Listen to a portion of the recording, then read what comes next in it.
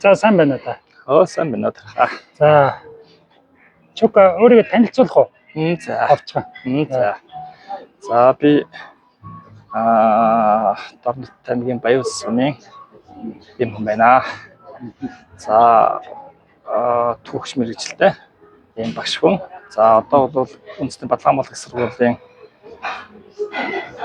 аюулгүй их сургуульд нийгэм улс төрийн хичээл бол заадаг юм байна.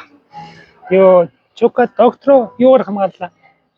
За миний сэдв би бүгд найрамд хятадд тусаад бүгд найрамд хятадд тулсан өвөр Монголын өд соронд түүхийн мэргэжтэй доктор хамгаалсан. За нэг ялангуяа миний судалгааны сэдв бол Агвандаржоевын улс төр нийгэм улс төрийн харилцаа гэдэг сэдвээр хамгаалсан. Бурятын төр нийгмийн зүтгэлтэй. Орсын бурят тий. Орсын бурят.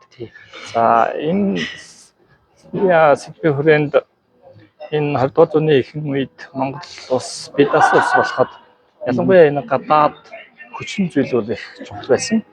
За энэ утгаараа манай бурят монголчууд Монгол улс тусгаар тогтноход ихээхэн үүрэг гүйцэтгсэн. Ялангуяа энэ Оросын цагаан хаантай одоо миний судалгааны үр дүнгээр бол 4 удаа уулзсан юм хүн л дээ энэ Агвандаржоев хүн бол тий. Би бол Чука доктор би өнөөдөр бол ерөнхийдөө хятадын нөгөө боловсролын талаар ярих.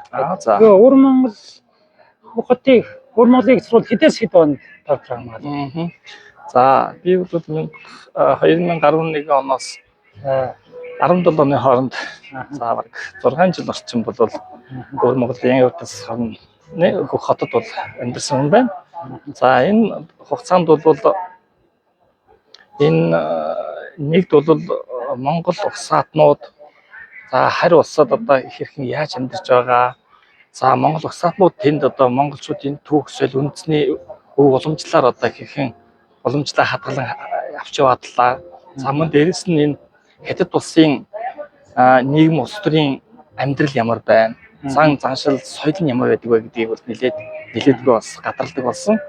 За түүнээс хойш бол би сургуулаа төгснөөс хойш нийтдээ одоо бараг 7 жил орчим болсон байна. За энэ хугацаанд бол саяхан Шанхайд хагас жилийн хугацаатай Шанхай хотын Шанхай их сургууль дээр бас мэргэжилт ажиллаж байна. Шанхай их сургууль гэж байна уу? Тий, Шанхай гэж хэлдэг. Өөр юм аа. Энэ сургууль байлаа. Ёо, Батлан хамгааллын их сургуультай холбоотой байна таны. За ямар шугамар яв? За тий, яг манай нэг талаас манай гадаад харилцаа хамт ажиллагааны хүрээнд за нөгөө талаас би өөрөө тэр гадаад харилцаа хамт ажиллагааны сөргөжүүлэх хүрээнд нэг сургуультай бол хамтарсан юм хөтөлбөр хэрэгжүүлээд ингээд тэр хүрээнд өөрөө та нар хэдүүлээ явсан. За нийтдээ 3 хүн явсан. За манай сургууль чи өөрөө бас жоохон тусгай чиглэлтэй учраас цолон бас тэр тоо болон нэр одоо хэлдэг юм онцлогтой байдаг. Ер нь тэгээд хятадын эдийн засаг бидний нүдэн дээр л ингээд сайжраад байна. Ингээд тэгэл зарим нь барууныхын энтрийг харж байгаа. Хятадын эдийн засаг одоо ингээд зогсож байгаа дотоодын тэр нөгөө одоо үйл хөдлөлтийн үн унаад байна ч гэдэг юм уу. Тэгээд ер нь яг очиод үзэхэд ямар шиг байна? За тий. Яг намайг би 2 сарын ихээр бол явсан байна. За энэ хугацаанд бол дотоодын аялал жуулчлал дөнгөж сэргэж байсан.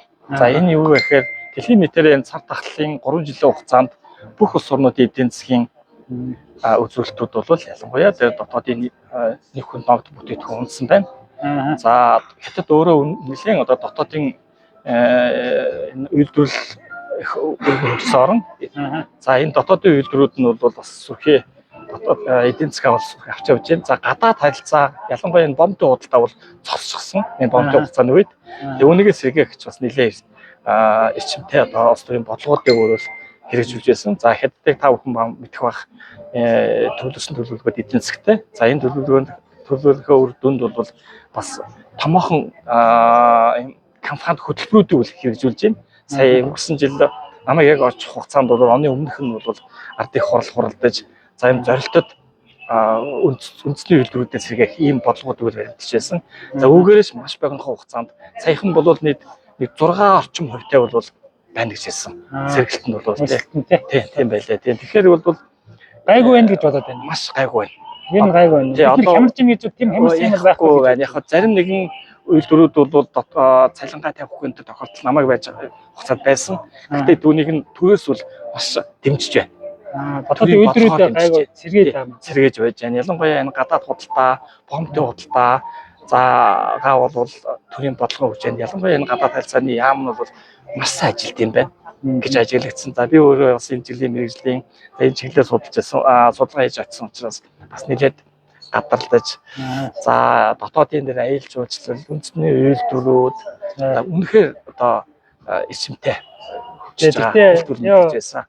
Чока бид нар ч ингэж байгаа шүү дээ. Би чинь жишээлбэл Японд хэдэн жил байгаа. Тэгээ Япон гэхэл Японд ирсэн хүмүүс Японоор магтаалж. Хятад гэхэлэр ихэд бас нэг тийм нэг бидний нэг өөрөө ирэхгүй нэг юм.